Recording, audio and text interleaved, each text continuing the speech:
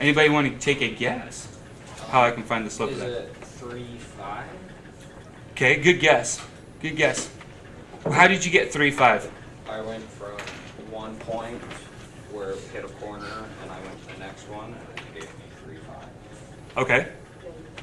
How about right here? 3, 5, yeah. I like how you were thinking. Okay, how about if we do this right here? If I continue my slope like this.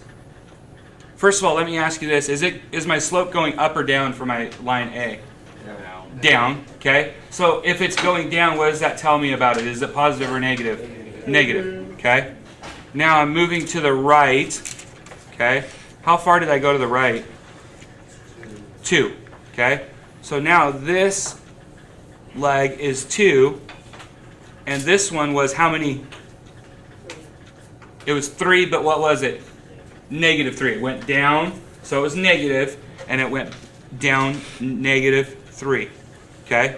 So my original slope for letter A, line A, slope was what? 2/3. Okay? My slope for line B was what now? 3/2 is part of it. Negative 3/2. Okay? Can anybody tell me the correlation between those two fractions? How are they related? This fraction right here and that fraction right there. How are they related to each other? This is one of those steps where you got to kind of step out and take a chance. I appreciate how you took a chance earlier.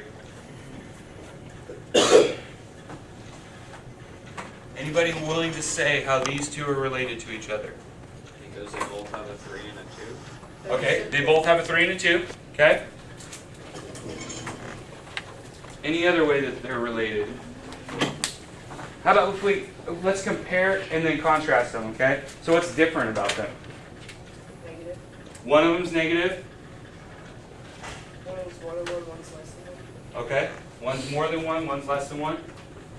Any other relationships between the two? We got to start drawing these conclusions because this is the next step. All right. What about these two? How did I get from here to here? What did I do to the two numbers? What's that? I flipped them. Okay? Does anybody know what we call that when we flip a fraction? Reciprocal. The reciprocal. That's exactly right. Okay? Now, this one's positive, this one's negative. Does anyone know what that's called when they're opposites? They're called inverses. Okay? So, two perpendicular lines, and here's the key words that I was telling you we were going to get to eventually. Okay, the two key words for today are we need two perpendicular lines have a slope. The two slopes are inverse reciprocals of each other. Okay? So 2/3 is the inverse reciprocal of negative 3/2. Okay? So now, just out of curiosity, if I had a slope of 2/1, what would be my inverse reciprocal of 2/1? Negative 1/2. Negative 1/2. Okay? How about this one here? 3/4. Negative 4/3. Okay, I'm hearing some more people participating now. Negative 4/3. How about 6? Negative 1/5. Negative 1/6. Okay? Because this one is that there, right? So if you have a whole number, you have to put it over 1. Negative 1/6. All right. Now, the next step on your directions here, say 2. Let's see here. Fill in the diagram at the right. So we had 2/3 was our slope of line A. What was our slope of line B? Negative. Negative 3/2. I heard somebody say in the back. Okay, negative 3/2. So in this box right here on your sheet in your book, write that there. Negative 3/2.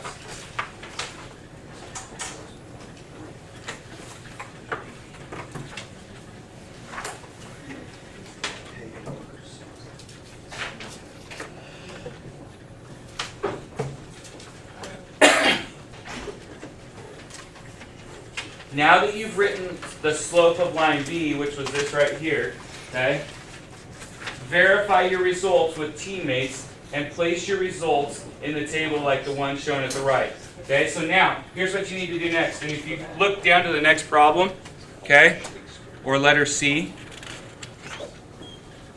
you'll see it says, collect data for at least 3 more pairs of, for 3 more pairs of perpendicular lines. For example, if a line has a slope of 2, what is the slope of the line perpendicular to it, which is now line B? Talk amongst your friends, neighbors, people next to you, and in this chart, you're going to put the slope of line A, which is 2, then between the two of you next to each other, okay, figure out what the slope of line B would be. So the first thing you need to do is put slope of 2, and then figure out between you and your partner, and put in what the slope of line B is. And we'll share those out loud here in a second. My teacher was out there. Oh, okay. Teacher was. Someone knocked on the door. Okay. Okay.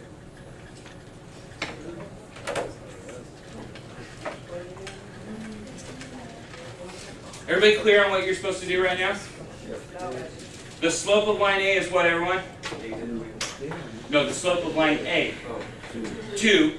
Okay, you need to find the slope of line B for those 2 perpendicular lines. So amongst you and your neighbor, figure that one out. And go ahead and write it there in that chart.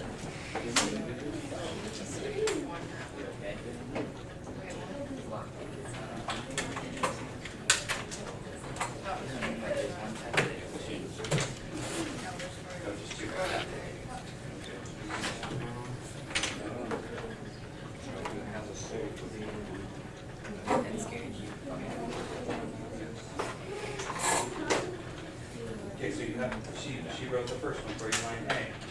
Then you're going to do the inverse reciprocal. Negative 1/2, that's correct. No, you don't have to grab it.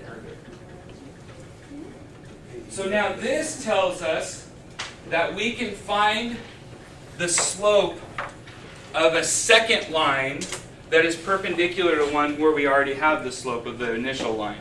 Okay? All right, now it says letter C continuing, okay? What if the line A has a slope of negative 1/4? Okay? Between you and your partner, figure out what the slope of line B would be for a slope of line A of negative 1/4. So you want us to put negative 1/4 in the third? Yes, negative 1/4 will go right here in the third box. And then between you and your partner, figure out what the slope of line B would be. This should go a little bit faster now that we're getting used to it. Steven, question?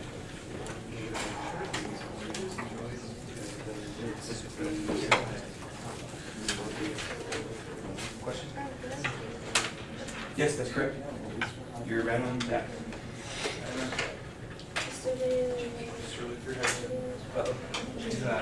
You did the negative inverse reciprocal for that one. This one here, you just did inverse. Oh yeah, I'm sorry, I didn't. I thought that said 1/4 when I looked at it first. You were right. I'm sorry. Yeah, someone said my name over here. Question?